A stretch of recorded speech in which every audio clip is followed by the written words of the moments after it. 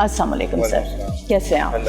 Sir सबसे पहले तो शुक्रगुजार हैं आपके कि आपने ख़ास टाइम दिया।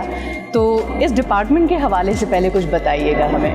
मैडम ये टेक्सटाइल इंजीनियरिंग डिपार्टमेंट है और ये एग्जिस्ट कर रहा है सिंस 1996 और हम इस साल हमने ऑलमोस्ट 24 बैचेस अपने पास आउट हो गया हमारे टेक्सटाइल इंजीनियरिंग इस साल जी, मतलब 2001 में हमारा फर्स्ट बैच पास आउट हुआ था इंडस्ट्री में। तो इन 2024 अब हमारा 24th बैच स्टूडेंट्स का वो टेक्सटाइल इंजीनियरिंग डिपार्टमेंट से इंडस्ट्री को सर्व करने के लिए पास आउट हो गया। सर एक तो होता है टेक्सटाइल, ये टेक्सटाइल इंजीनियरिंग जी देखें हमारी ये क्या है?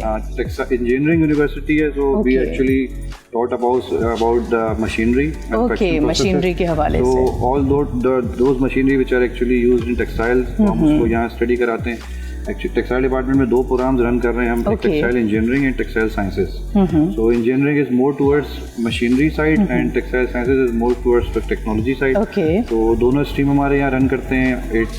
ऑलमोस्ट 80 स्टूडेंट्स पर जो हमारा डिसिप्लिन है उसमें यहाँ पढ़ रहे हैं। तो all together more than 500 students हैं जो यहाँ स्टडी करते हैं 4 साल के अंदर। अच्छा सर, एक सवाल जो बहुत इम्पोर्टेंट मैं समझती हूँ और आपसे पूछना भी चाहिए कि अक्सर हमारे यहाँ थ्योरी पढ़ाई जाती है लेकिन प्रैक्टिकल जो काम है वो नहीं करवाया जाता। बहुत सारी यूनिवर्सिटीज़ के अंदर, चाहे वो प्राइवेट हों या गवर्नमेंट यूनिवर्सिटीज़ हों, तो यहाँ पर क्या सिलसिला है? इनको प्रैक्टिकल भी काम करवाया जाता है या जस्ट थ्योरी? जी अच्छा सवाल किया आपने। अगर प्रैक्टिकल के तो इंजीनियरिंग आप नॉलेज ले नहीं सकते, पॉसिबल ही नहीं है। और मेरे ख्याल है वाइड डिपार्टमेंट है NED में जिसके अंदर इंडस्ट्रियल स्केल की मशीनरी अवेलेबल है। ज़बरदस्त। अगर आप थोड़ा बिहाइंड बैक पे देखें तो हमारे यहाँ 2 बहुत बड़ी लैब्स हैं जो कि कमर्शियल स्केल पे, और वो इंडस्ट्री में जो मशीन इस्तेमाल हो रही है वो लेटेस्ट मशीनरी हमारे पास यहाँ मौजूद है। फिर हमारी छोटी लैब स्केल की भी मशीनरीज हैं। तो हमारे सारे ही जो कोर्सेज होते हैं जो प्रैक्टिकल ओरिएंटेड होते हैं उसके सारे प्रैक्टिकल्स यहाँ कराए जाते हैं। प्लस हमारा एक बड़ा जिसे कहते हैं रेगुलर फीचर है कि हमारे स्टूडेंट हर साल तकरीबन 2 दफ़ा इंडस्ट्री का विजिट करते हैं। ज़बरदस्त। तो इनको जो भी लेटेस्ट जो ट्रेंड्स चल रहे हैं इंडस्ट्री में, जो भी प्रोसेसिंग हो रही है, लाइव देख के आते हैं। प्लस हमारा इंटर्नशिप्स का एक प्रोसेस है जो 3rd ईयर में तो बच्चे के लिए मस्त होता है। 6 वीक के इंटर्नशिप उसने किसी इंडस्ट्री में सर्व करना होता है।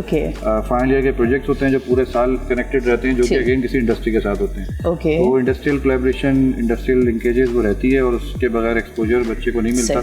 तो क्लासरूम में तो ज़ाहिर है वो एक थ्योरी स्टडी कर सकता है लेकिन उसकी प्रैक्टिकल इम्प्लीकेशन तो उसकी इंडस्ट्री जाके। अच्छा, उनको जो इंडस्ट्रीज़ हैं उनसे लिंक, आपने कहा इंटर्नशिप, तो लिंक यूनिवर्सिटी करवाती है या वो खुद से जाके ढूंढते हैं कि भाई मुझे यहाँ काम करना है? दोनों डोमेन्स हैं। एक तो हमारे डायरेक्टरेट ऑफ इंडस्ट्रियल लाइजेंस के नाम से एक डिपार्टमेंट है, ओवरऑल पूरी यूनिवर्सिटी के लिए इंटर्नशिप अरेंज करता है।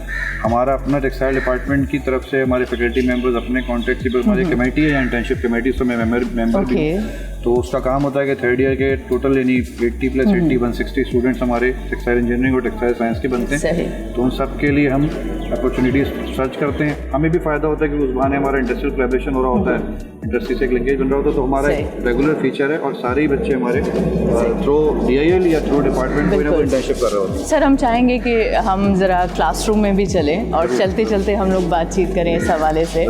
तो आपने बड़ी अच्छी बात बताई क्योंकि हमारे पाकिस्तान में जो यूनिवर्सिटीज़ हैं या डिफरेंट डिप्लोमा करवाने के सेंटर्स हैं तो उनका ज़्यादातर इंडस्ट्रीज़ के साथ लिंक नहीं होता, जिसकी वजह से क्या होता है कि नौजवान डिग्री तो हासिल कर लेता है लेकिन उसके बाद उसको ये नहीं पता होता कि मुझे जाना कहाँ है। तो मेरे ख्याल से हमें क्लासरूम में चलना चाहिए। बता दूं, एक चीज़ को ऐड कर दूं कि टेक्सटाइल होते हुए हमें ज़रा हम फॉर्चुनेट हैं कि पाकिस्तान का मोर देन 60% एक्सपोर्ट टेक्सटाइल में हमारे यहाँ टेक्सटाइल इंडस्ट्री बहुत है। कराची के अंदर भी तकरीबन हर 4-5 इंडस्ट्री के बाद एक और इंडस्ट्री आती है। तो टेक्सटाइल इंडस्ट्री अच्छी खासी है तो हमें ये एक्सपोजर जो है वो आराम से मिल जाता है। ज़बरदस्त। ओके, सो अमा जो सब्जेक्ट छा पढ़ाईंदा आहियो? मैडम आउं टेक्सटाइल में अप्लाइड इकोनॉमिक्स फॉर इंजीनियर्स पढ़ाईंदो आहियां ऐं क्वालिटी कंट्रोल वग़ैरह मैनेजमेंट जा कोर्सेज आहिनि जेके टेक्सटाइल में जंहिंजी एप्लीकेशन आहे उन सां रिलेटेड कंटेंट जेको आहे उहो आउं कवर कंदो आहियां। ठीक। अच्छा, टेक्सटाइल में जॾहिं टेक्सटाइल जो नालो ईंदो आहे ज़हन में त उमूमन माण्हुनि खे इहो कॉन्सेप्ट हूंदो आहे त फैब्रिक, जस्ट फैब्रिक आहे या इन खां अलावा भी? न, एक्चुअली टेक्सटाइल इंजीनियरिंग जेको आहे उन जी जेका कवरेज आहे सा वाइडर कवरेज आहे। उन में सिर्फ़ु ऐं सिर्फ़ु फैब्रिक न आहे, डिज़ाइन न आहे, उन खां अलावा जेके प्रोसेसिस आहिनि, प्रोडक्शन आहे, उहो सॼो जेको आहे उहो बि इंक्लूड थींदो आहे। बिकॉज़ यू नो टेक्सटाइल जेको आहे सो अॼु कन्वेंशनल टेक्सटाइल न रही आहे। टेक्सटाइल जेको आहे सो उहा मॉडिफाई पई थिए, उन में काफ़ी सारी शयूं जेके आहिनि से एडवांसमेंट अचे पई। उहे एडवांसमेंट्स जेके आहिनि उहे प्रोडक्ट लेवल ते बि अचनि पियूं ऐं प्रोसेस लेवल ते बि अचनि पियूं। ऐं प्रोसेस जेको आहे उहो इट सेल्फ लिमिटेड न आहे सिर्फ़ु ऐं सिर्फ़ु हिकिड़ी फर्म ताईं। उहो जेको प्रोसेस आहे उहो एक्सटेंडेड प्रोसेस आहे टुवर्ड्स कस्टमर बि ऐं टुवर्ड्स सप्लायर बि, जंहिंखे असां सप्लाई चेन जेको आहे सो चवंदा पिया आहियूं। सो सप्लाई चेन जेको आहे उन में काफ़ी सारा टीयर्स आहिनि जेके इंक्लूड थी विया आहिनि टेक्सटाइल प्रोसेसिस में। पर पाकिस्तान में उहा जेका एडवांसमेंट आहे उहा आस्ते आस्ते अचे पई। मतिलबु मेनली असां जेको कन्वेंशनल टेक्सटाइल आहे उन ई खां हटी करे ॿियनि एरियाज़ में बि रिसर्च जेको आहे सो कयूं पिया। जेके पब्लिक सेक्टर यूनिवर्सिटीज़ आहिनि स्पेशली जंहिंमें ND यूनिवर्सिटी टॉप ते आहे, उन ई खां अलावा महराण यूनिवर्सिटी आहे, NTU फैसलाबाद आहे, इहे उहे यूनिवर्सिटीज़ आहिनि जंहिंमें मतिलबु काफ़ी घणी रिसर्च जेका आहे सा थिए पई ऐं काफ़ी एक्टिव रिसर्च जेका आहे सा थिए पई। बिल्कुलु। अच्छा, जेकॾहिं कंपैरिजन कजे ॿियनि पाकिस्तान खां अलावा मुल्कनि ऐं पाकिस्तान जो, त उन हवाले सां दुनिया त इलाही मामलनि में काफ़ी एडवांस थी वई आहे। तव्हां सम्झो था त पाकिस्तान उन लेवल ते अची वियो आहे? इशू इहो आहे इकॉनमी खे जेकॾहिं असां सिर्फ़ु ऐं सिर्फ़ु टेक्सटाइल सां लिंक कंदासीं त शायदि असां उन लेवल ते न पहुची सघूं जेकॾहिं असां पंहिंजी इकॉनमी खे ग्रूम कराइणु चाहियूं था या उन में हाई-फाई लेवल ते वञणु चाहियूं था। बिकॉज़ जेके बि एडवांस कंट्रीज़ आहिनि उन्हनि पंहिंजो पाण खे कन्वेंशनल टेक्सटाइल मैन्युफैक्चरिंग खां कट ऑफ करे पंहिंजा रिसोर्सिस जेके आहिनि उहे हायर वैल्यू जेके प्रोडक्ट्स आहिनि उन ॾांहुं डाइवर्ट कया आहिनि। सो असांखे बि जेके पंहिंजा रिसोर्सिस आहिनि उन्हनि खे एफिशिएंटली यूटिलाइज़ करिणो आहे।